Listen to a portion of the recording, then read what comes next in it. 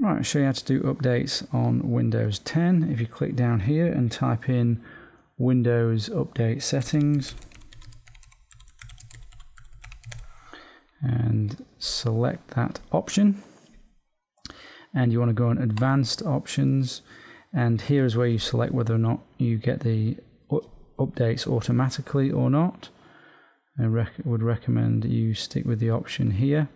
If you want to not have them install automatically, then you would select here, and you should also definitely select this. This will make sure it updates Internet Explorer, Edge browser, and Office applications, Excel, Word, etc. Go back.